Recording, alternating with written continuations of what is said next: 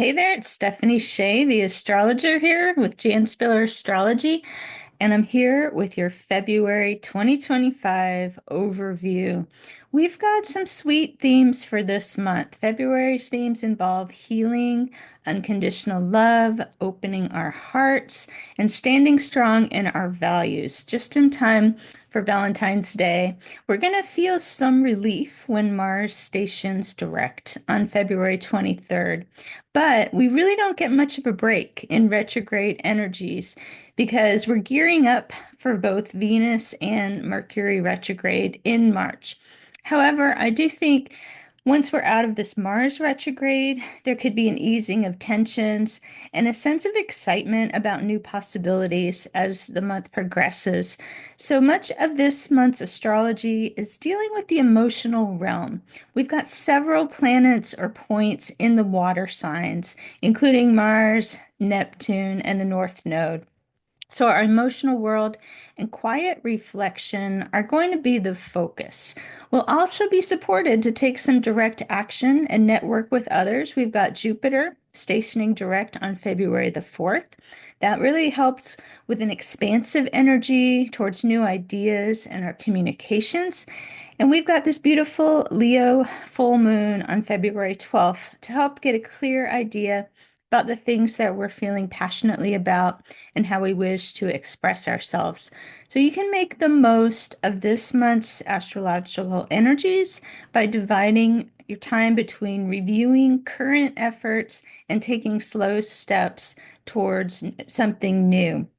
We're going to feel satisfaction when we can accomplish those short-term goals in order to feel some fresh activity in our lives.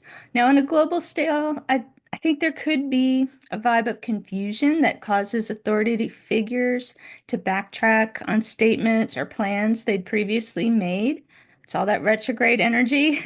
It's possible that efforts will be made towards peaceful resolutions to any conflicts, but it could be difficult to nail down long-term agreements. And let's back up to Mars retrograde and revisit where we've been with that. It's been retrograde since December 6th of 2024. Now it's going to station direct on the 23rd of February. Mars retrograde cycles mark a time period where we might face the consequences of our past actions and desire to make amends for the past. Now, Mars has been retrograde in the sign of Cancer since last month, putting an emphasis on family relationships and or our living situation. Once Mars stations direct, it could be easier to take a more linear approach to problem solving and feel that some closure on a past situation has occurred over the past few months. So be on the lookout for this energy in your life. We're almost done. We've been dealing with Mars retrograde for a while, and it's a time where maybe finally you can put some issues to rest and prepare for some new beginnings in the rest of 2025. Another planet stationing direct is Jupiter, and that will happen February 4th. That ends a cycle that began on October 9th of 2024. We've got Jupiter in the communicative sign of Gemini. So it's really setting the stage for making new connections this month, sharing our ideas. We might be able to reveal a plan we've been researching over the past few months while Jupiter has been retrograde. We'll find our luck in February when we network with others and keep an open mind. The more questions we ask, the more likely we are to point ourselves in the right direction. So we've got that direction also. We've got peace, love, and harmony as main themes, as I mentioned. Last month, if you remember, the North Node moved into Pisces. On January 11th, followers of Jan Spiller's work know that the North Node is a guiding influence in a birth chart that helps people to find what approaches to life are going to flow the most easily. So you can think about the North Node in the sky as it changes signs every 18 months, representing an energy that can benefit the entire planet. With the North Node in the sign of Pisces, we're all being encouraged to activate our compassion and trust in the universe, forgiveness, letting go of the things we can't control, and feeling our connection to all living beings on Earth are scheduled to be dominant themes in 2025.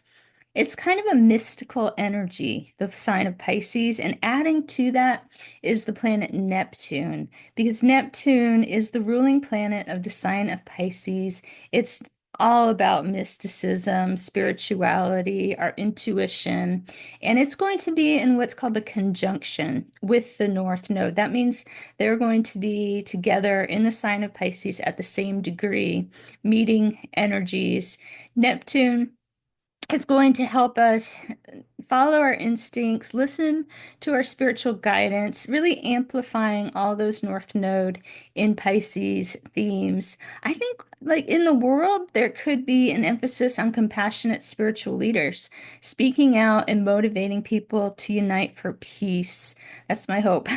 Music is also celebrated under this astrology, and we could witness prominent musicians spreading messages of harmony and love and speaking out against violence and divisiveness. We have our full moon February the 12th, and it's in Leo. That's all about our big ambitions. It stirs energies of playfulness, pride.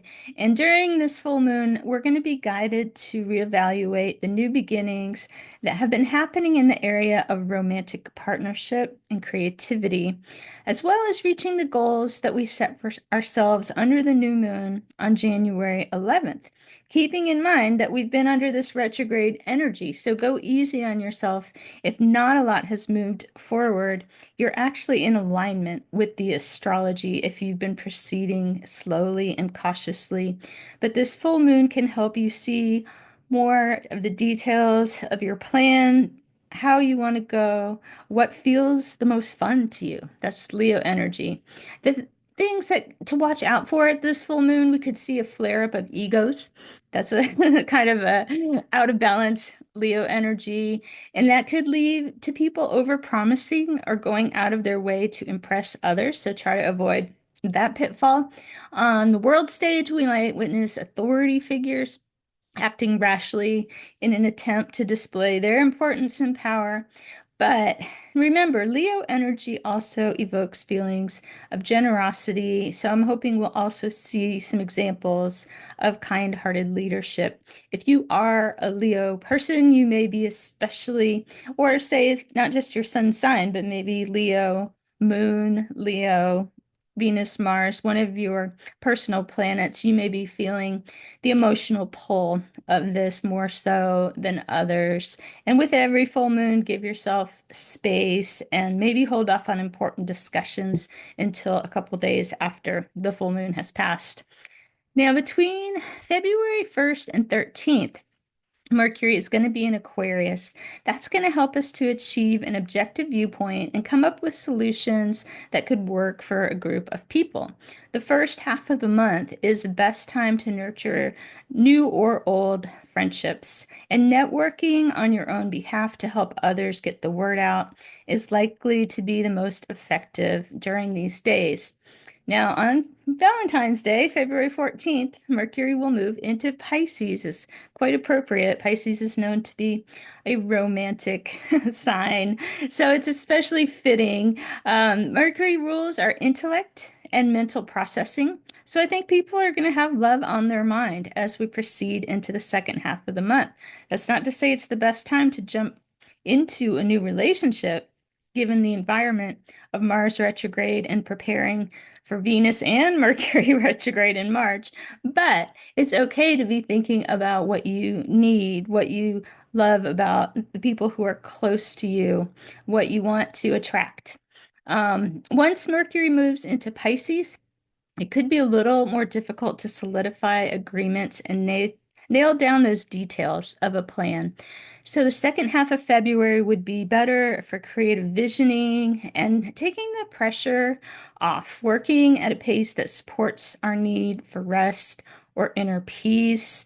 Any connection with higher power through meditation or prayer is also supported extra during Mercury in Pisces. It can be helpful to write out daily to-do lists during this time because I find that Mercury in Pisces can create somewhat distracting energy that causes forgetfulness. It's when we get into our creative zone and all of a sudden time has flown by and we forgot we're supposed to leave and be somewhere, but we've been very creative. So it's great. You want to use this time period for music or art or any of your creative expression, but maybe set a timer. Now, as we enter the month, we've got Venus in the sign of Pisces, reminding us to enjoy the beauty around us and use our imagination, but only for a few days. By February 3rd, Venus is entering Aries, activating our desire for physical exercise and the pursuit of personal goals. So, this is a great month to focus on feeling good in our bodies and building our self-esteem. Venus in Aries is our cue to light the fire within ourselves and be the motivation we've been waiting for. When it comes to romance, I think our passionate nature is definitely going to be awakened under Venus and Aries. Whether you're attached or single, this astrology inspires us to make romantic connections. So, again, keeping those retrogrades in mind, just enjoy the moment. You don't have to fixate on the future with anyone new that you meet. You can worry about that after April 12th, which is the date that Venus will station direct. Wait for the second half of April. Then you'll have a more clear picture about what you want, but you can certainly be enjoying the time with whoever you've just met right now. Everyone can use this astrology to bring more fun into their lives and stay present for the people who are offering them uplifted feelings right now. On February 27th, we have the Pisces New Moon. And keeping in mind with new moon wishes, if you have Jan Spiller's book, New Moon Astrology, you probably know some of Jan's rules of the road. And one thing she says, if you are writing down your wishes during an inner planet retrograde, such as Mercury, Mars, or Venus, that you have to take some extra time in compiling your wish list. Make sure it sits well with your gut instinct before deciding whether or not to keep it on the paper. And she does really advocate for the old school way of handwriting your new moon wishes. She felt that was much more powerful than typing them in an electronic format. Since February's new moon occurs in the sign of Pisces, during this power period, it's especially potent to make wishes in areas ruled by Pisces. This includes imagination, inner happiness, emotional sensitivity, artistry, trusting a higher power. I mentioned music, intuitive abilities. You can also use it as a way to release things such as addiction or any tendencies towards escapism. So it's a good one for a lot of areas of life. And in general, when there's a new moon during a retrograde period, I find that is a good time to try to release things. And so if there's limiting beliefs or thoughts that you want to let go of, try getting those in your wishes this month. And that's the roundup for February. It's a pretty good one. March is a big one. So stay tuned for March. Try to get extra rest this month. I feel like there's going to be a lot going on, but it's still not going to be the time for brand new things. That's my preview of next month. Have a wonderful month of February. Be safe and be well, and I hope to see you again next month.